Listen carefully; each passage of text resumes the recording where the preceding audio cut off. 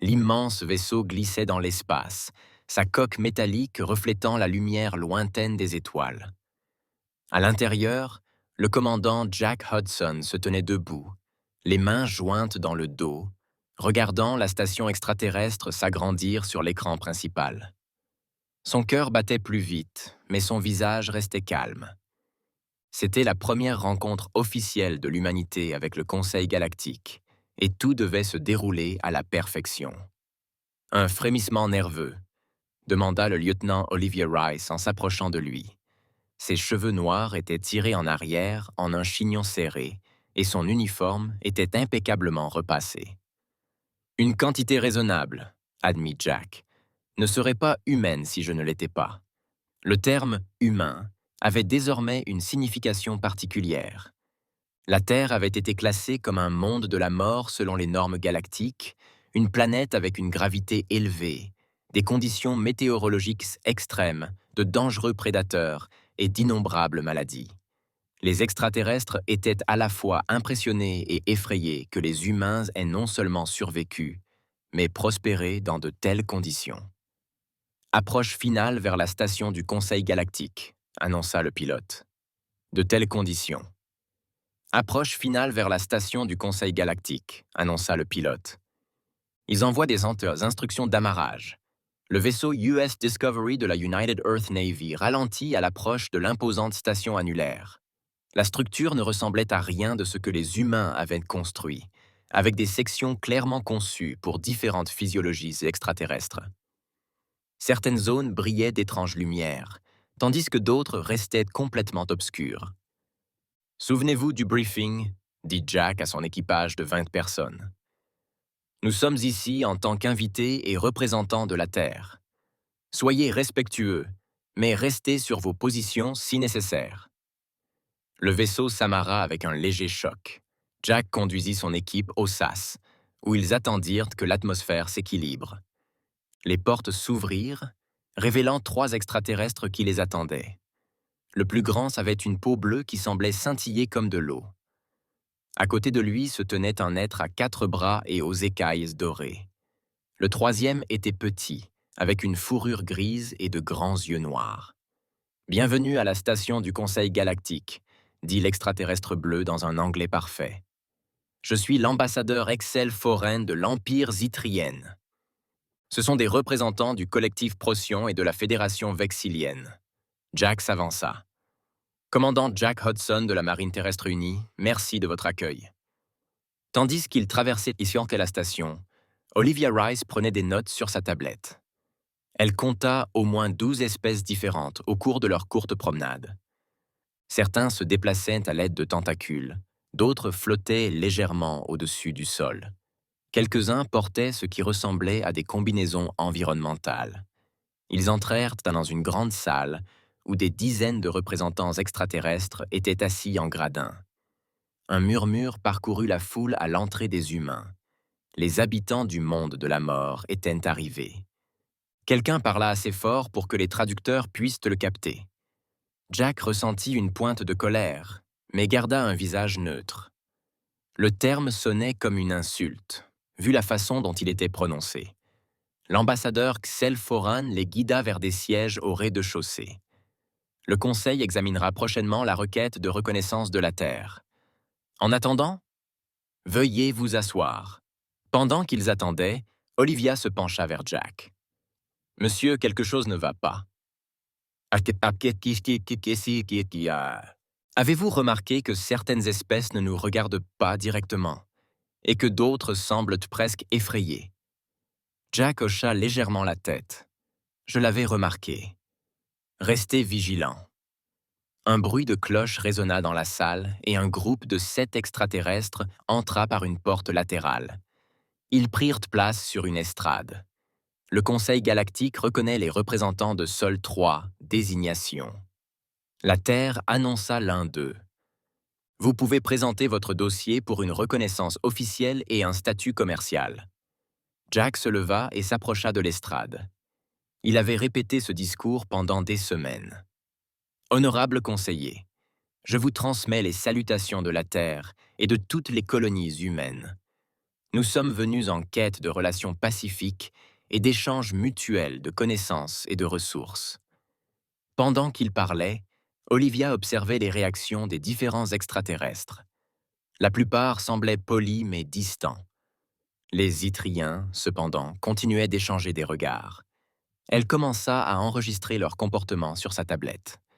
Lorsque Jack eut terminé sa présentation, le membre principal du conseil, un Yttrien, prit la parole. « Nous accusons réception de votre pétition. Le conseil va maintenant délibérer. L'ambassadeur Excel Foran vous guidera tout au long de ce processus. » En quittant la salle, Jack ressentit un mélange d'espoir et d'inquiétude. Ils avaient-ils établi un premier contact, mais quelque chose clochait. « Qu'as-tu remarqué ?» demanda-t-il à Olivia lorsqu'ils furent seuls dans leurs quartiers respectifs. « Des schémas récurrents, dit-elle en lui montrant ses notes. Leur façon d'interagir avec nous est différente de la façon dont ils se traitent entre eux. Et l'ambassadeur Gahil Foran n'arrêtait pas de détourner les conversations de certains sujets. » Jack regarda par le hublot. « Il faut être prudent. Il faut éviter certains sujets de conversation. » Jack regarda par le hublot. « Il faut être prudent. Nous sommes venus ici pour nous faire des amis, mais j'ai l'impression que nous avons mis les pieds dans quelque chose de bien plus compliqué. » De l'autre côté de la fenêtre, des vaisseaux venus de dizaines de mondes évoluaient autour de la station. Une danse de pouvoir et de politique que les humains commençaient à peine à comprendre. 6 mois s'étaient écoulés depuis la première réunion avec le Conseil galactique. Les humains avaient accepté les conditions du Conseil. Une expansion militaire limitée, des routes commerciales restreintes et un développement technologique supervisé. Les dirigeants terrestres espéraient tant que la coopération mènerait à l'acceptation. Le capitaine Eric Carter se tenait sur la passerelle de l'UES, observant son équipage scruter le cargo devant eux. Le navire prétendait transporter du matériel agricole à destination de Nuterra, la plus grande colonie de la Terre. « Il y a une anomalie dans ces relevés, » dit le lieutenant Alan Garcia en fronçant les sourcils devant son écran. « La masse ne correspond pas à celle indiquée sur leur manifeste. » Eric hocha la tête. « Saluez-les à nouveau. » Le capitaine extraterrestre, un vexillien à la peau grise et striée, apparut à l'écran. « Pourquoi nous retardez-vous? Nous avons l'autorisation de votre gouvernement. »« Inspection standard, » dit calmement Eric. « Veuillez vous préparer à l'embarquement. » La peau du vexillien s'assombrit légèrement.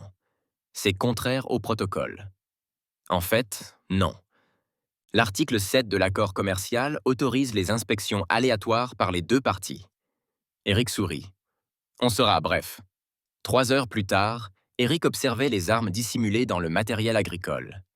Il s'agissait de fusils à énergie avancée, interdits par le traité. « Envoyez des images au commandement terrestre, » ordonna-t-il, « et immobilisez ce vaisseau. » De retour sur Terre, le Dr Samantha Powell analysait les données commerciales dans son bureau du Global Economics Institute. Sur ces écrans s'étalaient des graphiques montrant les flux de ressources entre la Terre et des mondes extraterrestres. « C'est impossible, » marmonna-t-elle en refaisant les calculs. La porte s'ouvrit et l'ambassadrice Susan Wright entra. Son visage paraissait fatigué après d'interminables réunions avec le Conseil. « S'il vous plaît, dites-moi que vous avez de bonnes nouvelles, » dit Susan. Samantha secoua la tête. « Au contraire. Regardez ces chiffres. Nous échangeons des minéraux rares contre ce qu'ils appellent de la technologie de pointe. Mais l'échange de valeur est totalement inégal. Nous acquérons une technologie obsolète tout en renonçant à nos ressources les plus précieuses. » Susan soupira et s'assit. « Le Conseil m'assure que c'est une pratique courante pour les nouvelles espèces. »« Ils mentent, » dit Samantha d'un ton neutre. « J'ai étudié l'histoire économique d'autres mondes récemment admis. Ils suivent tous le même schéma.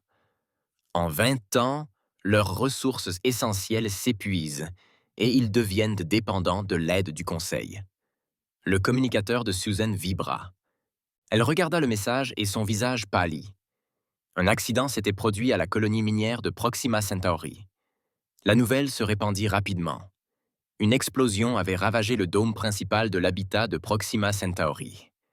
Les 342 personnes étaient mortes, dont des enfants. Il s'agissait d'une panne d'équipement, expliqua l'ambassadeur Excel Foren lors de la réunion d'urgence.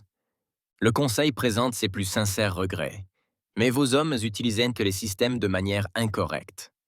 Jack Hudson, désormais amiral, se leva de son siège. Nos ingénieurs affirment que les systèmes de survie ont été altérés. La peau bleue de Zelforen se mit à onduler, une accusation grave et sans preuve. Nous recueillons des preuves, dit Jack, et nous avons trouvé quelque chose d'intéressant. Les systèmes de sécurité ont lâché exactement 3 minutes avant l'explosion.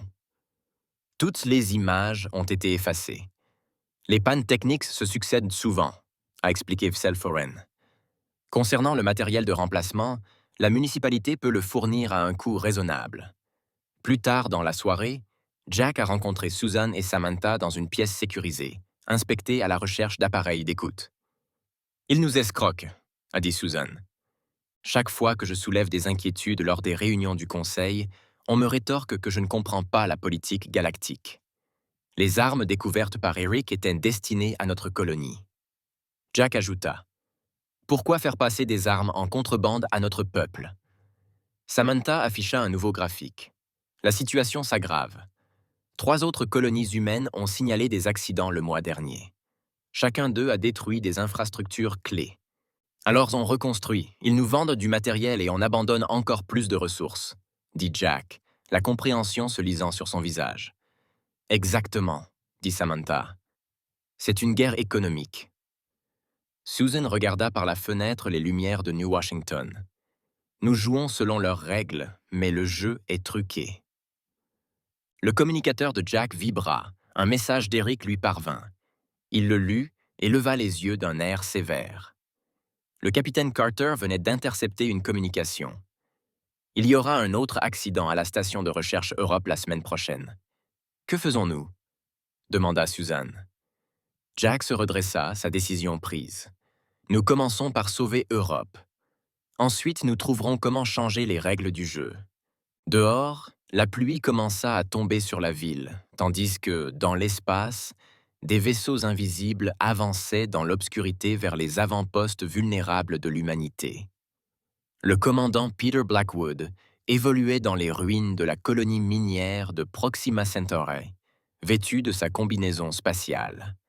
Bien que 3 semaines se soient écoulées depuis l'explosion, la scène le hantait encore. Des jouets d'enfants flottaient en apesanteur, à côté de photos de famille et de vêtements déchirés. « Monsieur, vous devez voir ça », dit le sergent Kelly Evans par radio. « Section B7 ». Peter se dirigea prudemment vers l'endroit. Kelly se tenait près d'un pan de mur abritant les commandes de survie. Elle désigna un petit appareil relié au couplage principal. « Ce n'est pas une technologie humaine », dit-elle. Peter l'examina de plus près. L'appareil avait partiellement fondu lors de l'explosion, mais sa conception extraterrestre était évidente. Il le retira soigneusement et le plaça dans un conteneur à preuve. « Envoyez ceci immédiatement au Dr Powell », ordonna-t-il, « et continuez vos recherches. Il pourrait y en avoir d'autres. » À son retour sur Terre, Peter avait des preuves accablantes. L'appareil correspondait à la technologie zétrienne utilisée dans leurs opérations militaires. L'accident n'en était pas un. Il s'agissait d'un sabotage. L'amiral Hudson convoqua une réunion d'urgence avec les dirigeants terriens. Le président Richard Miller écouta avec amertume la présentation des preuves. « Nous avons sauvé la station Europe », dit Jack. « Mais nous avons découvert des dispositifs similaires sur 3 autres colonies. Ils prévoyaient de nous frapper durement, tous d'un coup. »« Et le Conseil galactique ?» demanda le président Miller. L'ambassadrice Susan Wright secoua la tête. « J'ai présenté nos conclusions. Ils les ont rejetées, les jugeant non concluantes. En insistant davantage, ils ont suggéré que les humains étaient peut-être trop paranoïaques en raison de leur évolution sur un monde dangereux. » Le major Lisa Chen, responsable du renseignement sur les communications, s'est ensuite levé. Monsieur, nous avons découvert autre chose. Nos communications sécurisées ont été compromises. Elle a affiché une série de messages sur l'écran principal. Il s'agissait censés être des transmissions cryptées entre nos colonies et la Terre, mais elles ont été interceptées en lecture. Notre cryptage a été déchiffré avant même que nous commencions à l'utiliser. Comment? Demanda le président Miller. Ils nous ont fourni la technologie de communication, expliqua Lisa. Elle comportait des portes dérobées dès le départ. Chaque message que nous envoyions concernant nos inquiétudes, nos soupçons, nos défenses, ils ont tout entendu. Le silence se fit dans la salle tandis que les implications s'imposaient. Il y a plus, dit le Dr Samantha Powell en s'avançant. Les données commerciales révélaient une tendance. Chaque monde qui rejoint le Conseil suit le même chemin. D'abord, ils sont isolés des autres nouvelles espèces. Ensuite, leurs ressources s'épuisent. Finalement, ils deviennent totalement dépendants du soutien du Conseil. Et s'ils résistent? Demanda le président. Les accidents arrivent, répondit simplement Jack. Comme Proxima du Centaure. Peter Blackwood s'éclaircit de la gorge. J'ai été en contact avec quelques autres espèces qui ont rejoint le Conseil au siècle dernier. Ils ont tout confirmé. Les Telluriens ont perdu 3 colonies à cause de pannes d'équipement avant de cesser de remettre en question les décisions du Conseil. Le président Miller se leva et se dirigea vers la fenêtre. Dehors, les lumières de New Washington brillaient sous le ciel nocturne. « Alors, quelles sont nos options ?» demanda-t-il. « On pourrait continuer à jouer leur jeu, » suggéra Susan. « Essayer de travailler au sein du système pour le changer. Cela prendrait des décennies, » rétorqua Samantha. « D'ici là, nous aurons perdu la majeure partie de notre indépendance en matière de ressources. » « On pourrait se retirer du Conseil, » proposa Lisa. Jack secoua la tête. « Les Pars ont essayé cela il y a 15 ans. Leur monde a été mis en quarantaine pour des raisons biologiques. Ils ont succombé à la faim. Nous sommes donc piégés, a déclaré le président. Jouons selon leurs règles et nous serons lentement vidés de notre sang, ou nous nous séparons et nous serons écrasés. Le silence retomba dans la salle. Puis Peter parla doucement. Il existe une autre option. Arrêtons de jouer franc jeu. Tous les regards se tournèrent vers lui. Expliquez-nous, dit le président. Nous avons suivi leurs règles d'engagement, leurs réglementations commerciales, leurs protocoles de communication. Et si nous arrêtions? Et si nous utilisions à notre avantage ce qui nous différencie, ce qui fait de nous des habitants du monde de la mort? Ils considéreraient cela comme un acte de guerre, prévint Suzanne. Le regard de Peter se durcit. Ils sont déjà en guerre contre nous. Nous sommes les seuls à l'ignorer encore. Le président parcourut la salle du regard, croisant le regard de chacun. Trouvez-moi des plans. Toutes les options. Dans 24 heures, nous déciderons de notre route. Dehors, dans la nuit silencieuse, une étoile filante traversa le ciel, brillante et féroce, avant de disparaître dans l'obscurité. Au plus profond des Rocheuses, dans la cité souterraine de New Denver, les dirigeants de la Terre se réunissaient en secret. Le bunker avait été construit lors de la dernière guerre sur Terre, conçu pour résister à toute attaque. Il les protégeait désormais des oreilles extraterrestres. Le président Richard Miller était assis en bout de table. Autour de lui se trouvaient des commandants militaires, des scientifiques, des représentants de la colonie et les quelques diplomates en qui il avait encore confiance. Plus aucun appareil électronique au-delà. L'amiral Jack Hudson rappela à tous que nous parlons librement ici et nulle part ailleurs. Les lourdes portes blindées se scellèrent avec un bruit sourd. Des gardes armés se tenaient au garde-à-vous, le visage sombre. « Vous savez tous pourquoi nous sommes ici », commença le président. « Pendant 2 ans, nous avons essayé d'être de bons citoyens galactiques. Nous avons suivi leurs règles, signé leurs traités et fait confiance à leurs conseils. En retour, nous avons été volés, sabotés et trompés.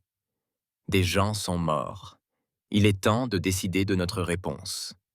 L'amiral Hudson s'est levé et a activé un écran holographique au centre de la table. Option 1.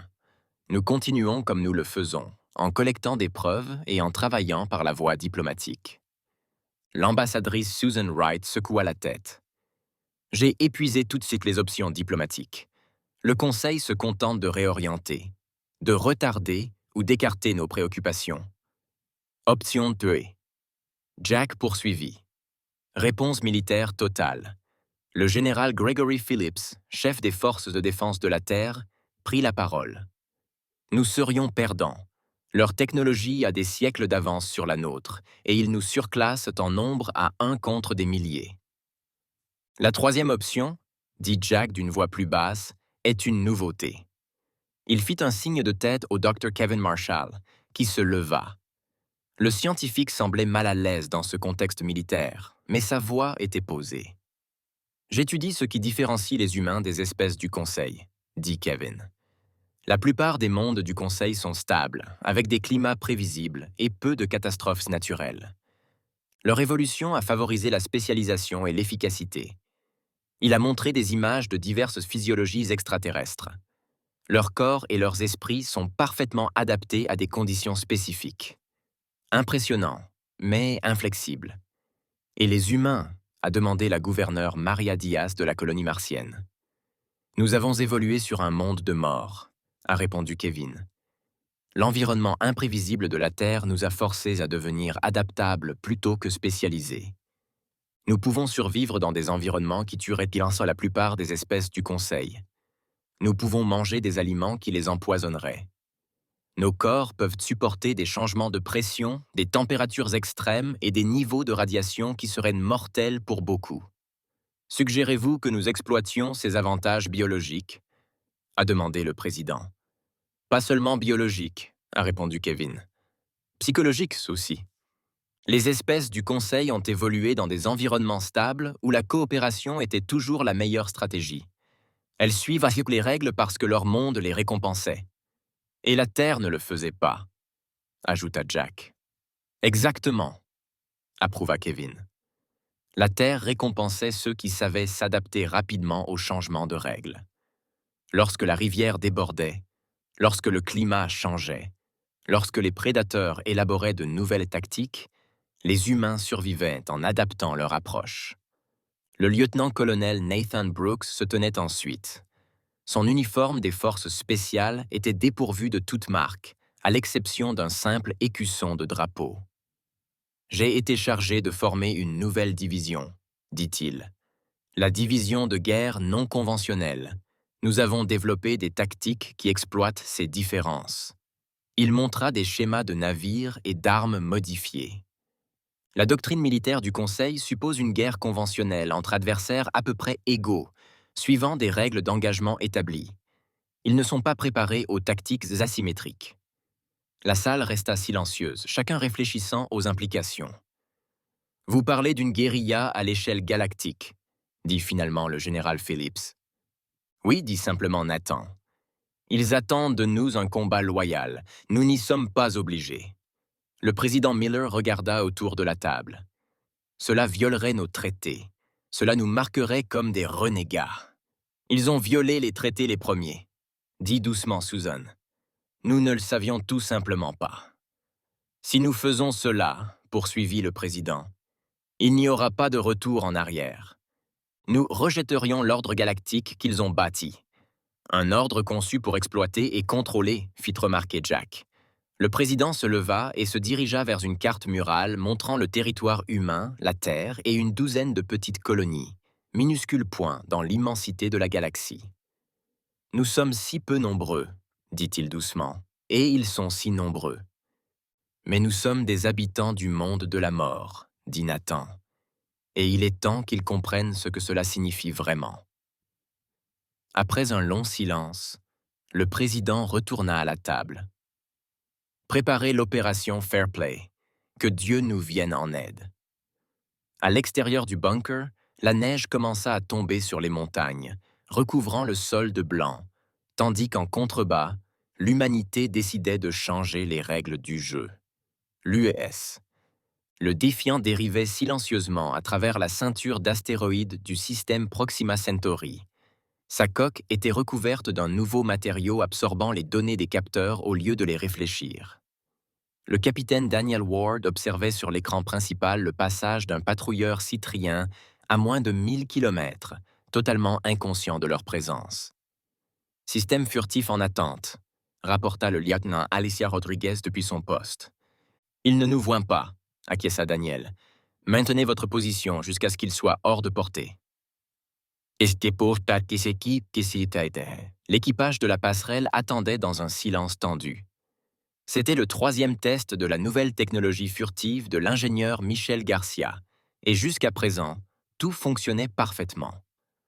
Michel avait découvert que la plupart des systèmes de capteurs extraterrestres étaient conçus pour détecter les matériaux et les signatures énergétiques communs à leur propre technologie. Ils ne cherchaient pas les signatures uniques des vaisseaux humains, car ils n'en avaient jamais eu besoin. En modifiant le codage externe de leurs vaisseaux et en modifiant leur sortie d'énergie, les humains pouvaient devenir quasiment invisibles. Une fois le vaisseau Zytrien éloigné, Daniel ouvrit un canal sécurisé, défiant tout contrôle. Phase 1, réussie. Passage à la phase 2. Sur Terre, au nouveau quartier général de la division de guerre non conventionnelle, l'amiral Jack Hudson reçut le message. Accusé de réception, provocateur. Passage à la phase 2. À ses côtés se tenait le Major Ryan Collins et son équipe de 6 agents spécialement entraînés. Ils se préparaient pour la mission la plus dangereuse à ce jour. Infiltrer le poste de commandement central de Zythrian. « Êtes-vous sûr que ça va marcher ?» demanda Jack en regardant les étranges combinaisons que portait l'équipe. Ryan hocha la tête. Les Zytriens ont évolué sur un monde avec une gravité terrestre de 0,8 et une atmosphère plus fine. Leur station maintient ces conditions. Ces combinaisons nous aideront à apparaître comme des Zytriens à leur capteur tout en nous permettant d'évoluer dans leur environnement. Et si vous êtes découverts, Ryan sourit d'un air sombre.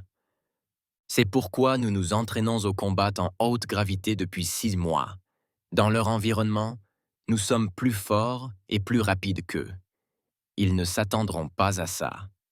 L'ingénieur Michel Garcia entra dans la pièce, portant ce qui ressemblait à de petits scarabées.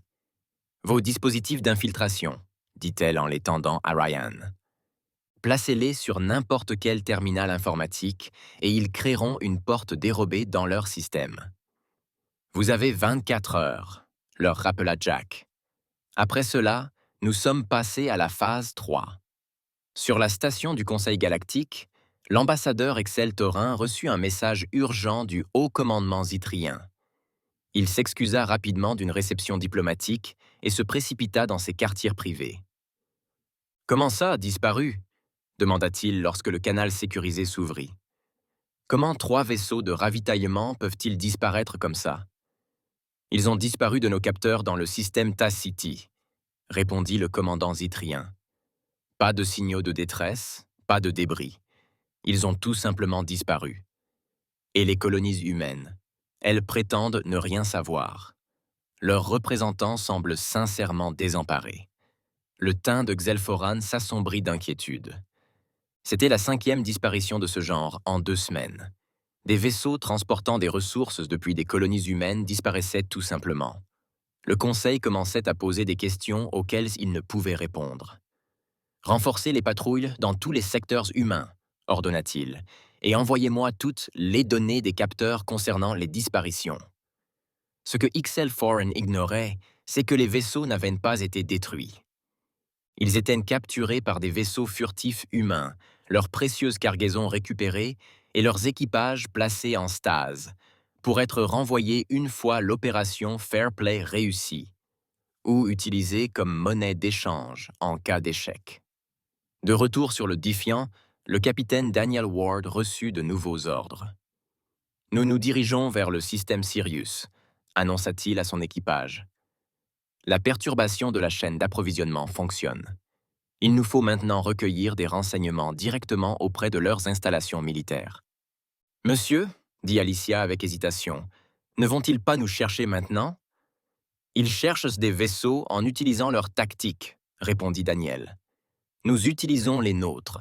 Ils s'attendent à une confrontation directe. Grande flotte, engagement formel, formation standard, nous ne leur laissons rien de tout cela.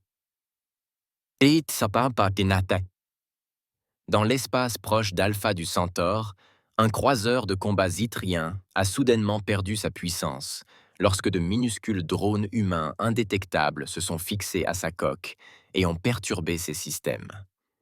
Le vaisseau dérivait, impuissant, à l'approche d'un petit vaisseau humain, téléchargeait sa base de données et disparaissait à nouveau avant l'arrivée des secours. Sur une douzaine de mondes et à travers l'espace du Conseil, des agents humains entrèrent en contact avec d'autres espèces opprimées, partageant technologie et tactiques, construisant ainsi un réseau secret de résistance. Le jeu galactique était en train de changer. Les habitants des mondes de la mort avaient cessé de jouer franc jeu et personne n'était préparé à la suite des événements. Le grand amiral Vo Zitran se tenait devant le conseil de guerre impériale zytrienne, sa peau bleue, noircie par la colère. L'écran holographique montrait l'ampleur des perturbations causées par les activités humaines. 27 vaisseaux disparus, 5 avant-postes compromis et d'innombrables systèmes de données infectés par des programmes inconnus. Les habitants de Deathworld doivent être maîtrisés immédiatement, déclara-t-il. Je propose une réponse militaire complète.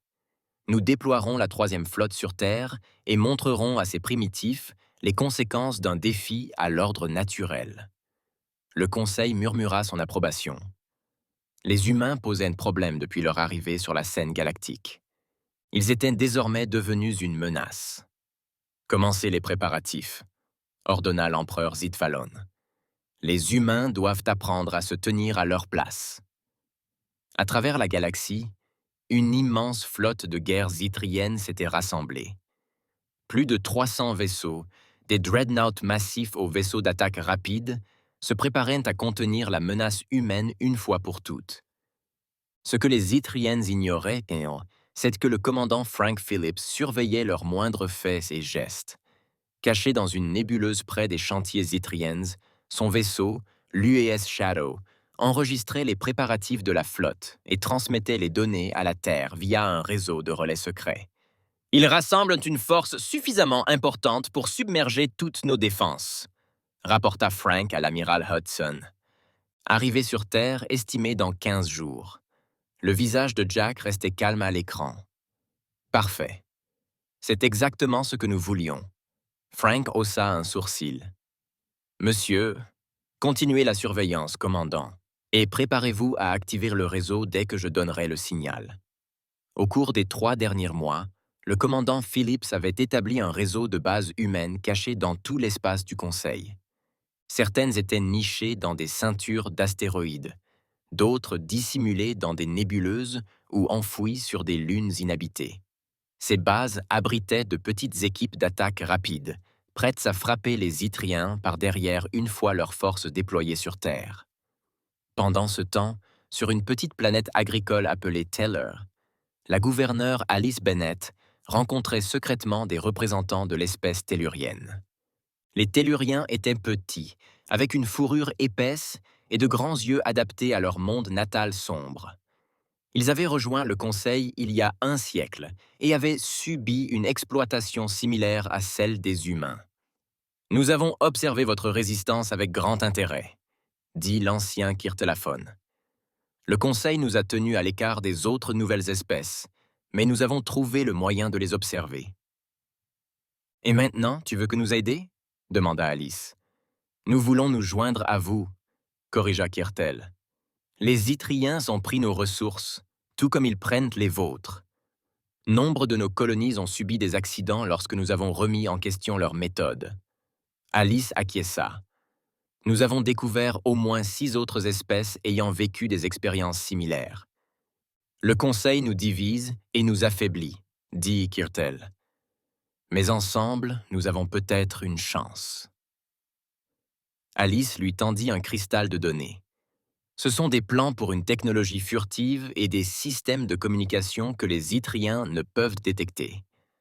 Votre peuple pourra-t-il les adapter rapidement?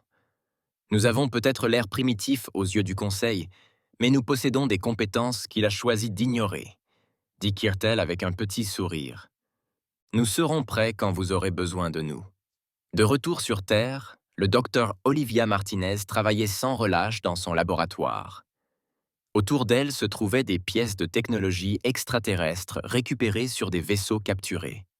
Le problème avec les armes yttriennes, c'est qu'elles sont conçues pour la physiologie yttrienne, expliqua-t-elle à une équipe d'ingénieurs.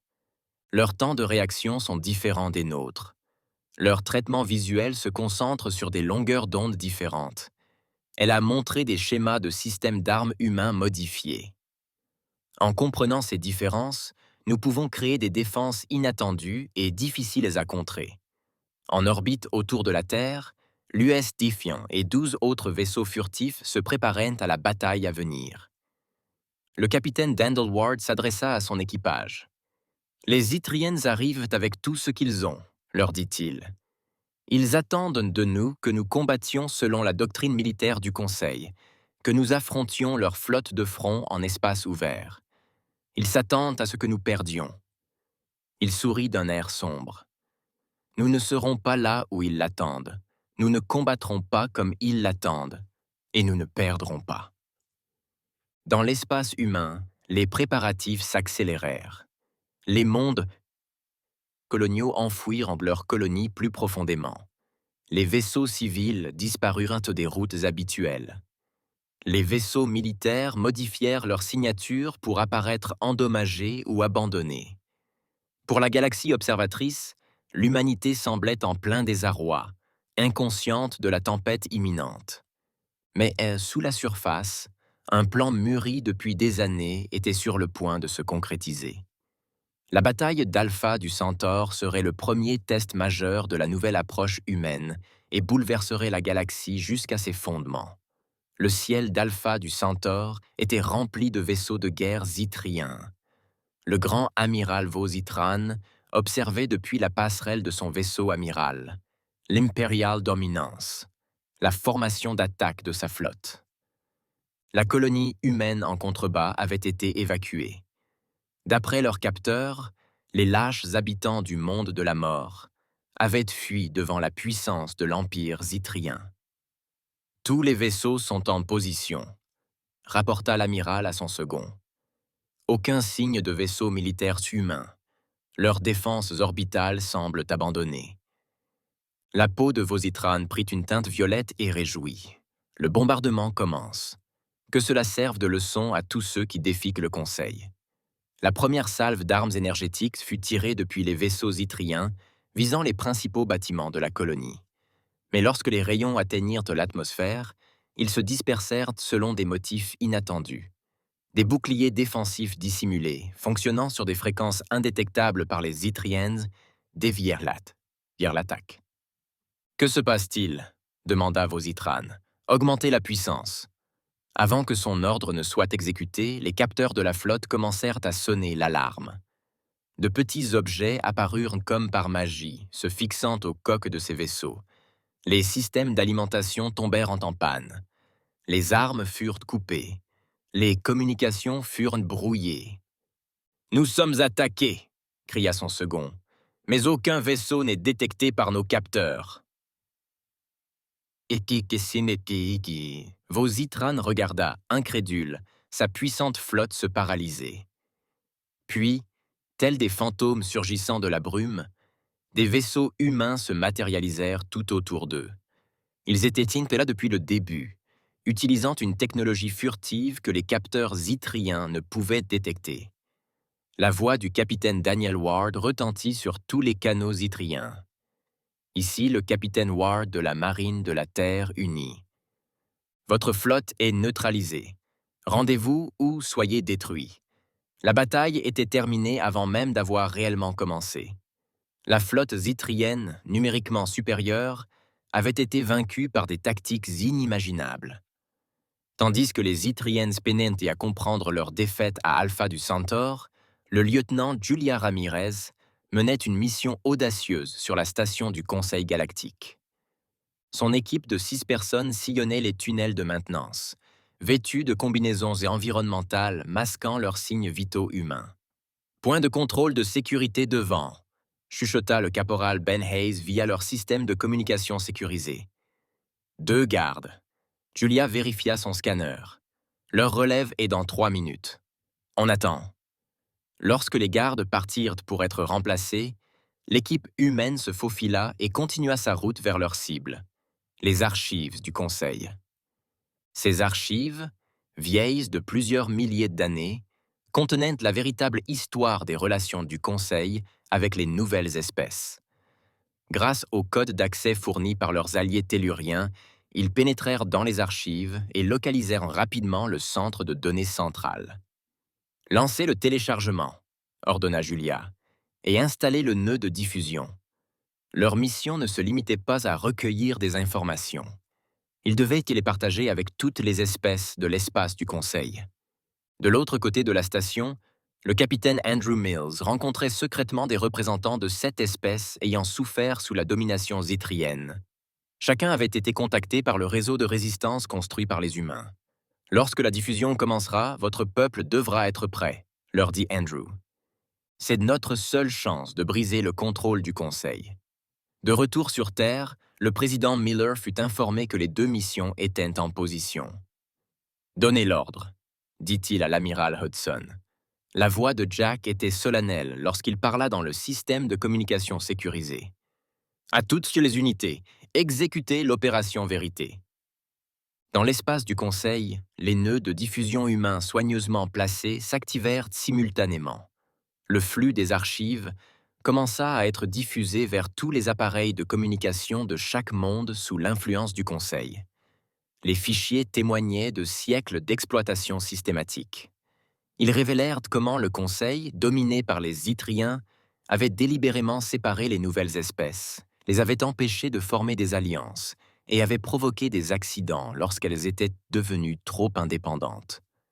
Les rapports du Conseil, qui calculaient précisément la richesse pouvant être extraite de chaque monde avant que ses habitants ne se révoltent, et comment écraser ces révoltes lorsqu'elles se produisaient, étaient les plus visibles. Alors que les preuves se répandaient dans toute la galaxie, la réaction fut immédiate. Sur des dizaines de mondes, les gens descendirent dans la rue. Sur la station du Conseil même, des représentants d'espèces de niveau intermédiaire comme les Vixiliens et le collectif Protienne dénoncèrent publiquement les Zithriens. L'ambassadeur Zelforan tenta désespérément de limiter les dégâts. Ce sont des inventions humaines. Ils vous manipulent contre nous. Mais il était trop tard. Le système de contrôle soigneusement entretenu s'effondrait. Des espèces, séparées depuis des siècles, commencèrent à communiquer directement, partageant leurs expériences d'exploitation et d'oppression. Pour la première fois de sa longue histoire, le Conseil galactique se fragmenta sous l'effet des accusations entre les espèces autrefois dominantes. Dans la confusion, des vaisseaux humains se positionnèrent discrètement autour de points géostratégiques clés de l'espace du Conseil. Les morts-mondeurs avaient changé la donne à jamais. Le jour où ils avaient cessé de jouer franc jeu, une légende dont toutes les espèces se souviennent. 3 mois après la bataille d'Alpha du Centaure, des représentants de 17 espèces se rassemblèrent en terrain neutre.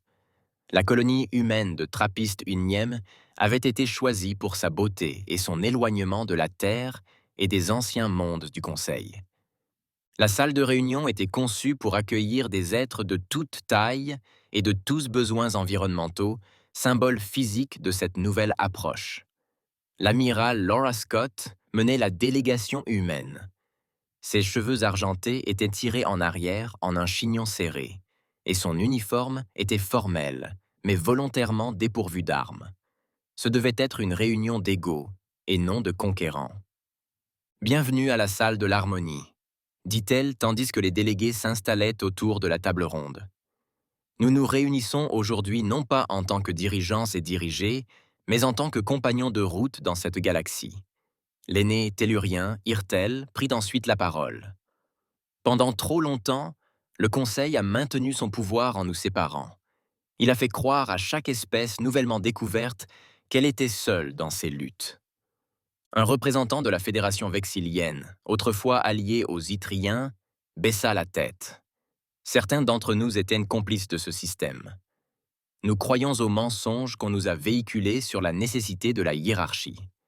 Le passé est immuable, dit Laura, mais l'avenir nous appartient. Aujourd'hui, nous commençons à rédiger une nouvelle charte galactique fondée sur les principes d'échange équitable et de respect mutuel. Les discussions ne furent pas faciles. Des siècles de méfiance ne purent être effacés en quelques jours, mais des progrès furent réalisés. Des équipes d'experts juridiques de toutes les espèces travaillèrent ensemble à la création d'un système de contrôle et d'équilibre des pouvoirs afin d'empêcher tout groupe de dominer les autres. Au 5e jour des négociations, l'alarme retentit dans toute la colonie. Une flotte de 30 vaisseaux de guerre yttriens était apparue aux confins du système. Leurs armes de charge signalèrent la présence du commandant Alicia Rodriguez depuis le centre de défense. Laura Scott garda son calme. Alertez nos alliés. Activez les systèmes de défense. Le visage de l'empereur Zitvalen apparut sur l'écran principal. Sa peau bleue était presque noire de fureur. Ce rassemblement illégal sera dispersé immédiatement. L'ordre naturel sera rétabli.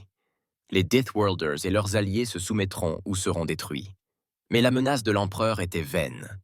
Avant que la flotte yttrienne ne puisse attaquer, des vaisseaux de 15 espèces abandonnèrent leur course à la vitesse de la lumière. Les Yttriens se retrouvèrent 5 fois moins nombreux. L'ordre naturel a changé. Laura répondit simplement. « Tu es le bienvenu à nos discussions d'égal à égal. Si tu choisis la guerre, tu perdras. » Pendant un instant de tension, il sembla que l'empereur allait choisir la destruction. Puis, un autre Yttrien apparut à l'écran, repoussant physiquement l'empereur. Il s'agit du conseiller Cithrillin. Le nouveau personnage annonça. L'empereur a été démis de ses fonctions pour crimes contre plusieurs espèces. Nous demandons l'autorisation d'envoyer un représentant à vos discussions. La dernière tentative de restauration de l'ordre ancien avait échoué. La nouvelle charte galactique fut signée 1 semaine plus tard par les 17 espèces, dont un gouvernement yttrien réformé. La charte a établi des zones de libre-échange, des voies de gosse, des voies de communication ouvertes et des projets scientifiques conjoints. Plus important encore, elle a créé un système où les nouvelles espèces seraient accueillies sur un pied d'égalité et non exploitées comme des ressources.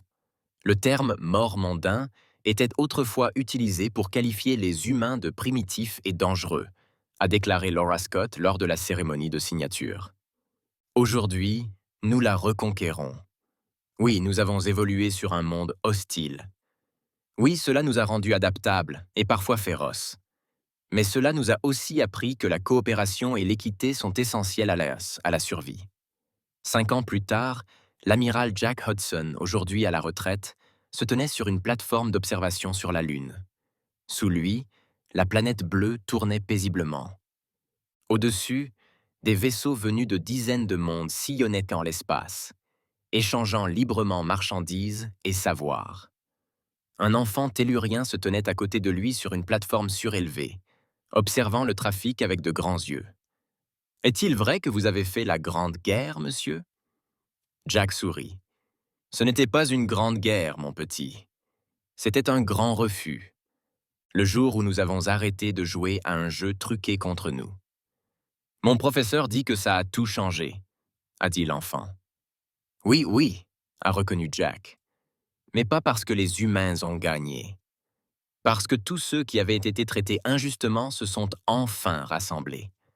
En regardant les étoiles, Jack pensait à tous les amis perdus, aux décisions difficiles prises et aux risques encourus.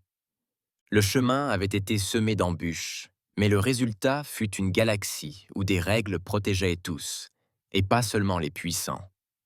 À travers les étoiles, dans les salles de classe et les lieux de rassemblement d'une centaine de mondes, on racontait l'histoire du jour où les habitants de Deathworlds avaient cessé de jouer franc jeu, et comment cela avait conduit à une galaxie où chacun pouvait enfin jouer franc jeu ensemble.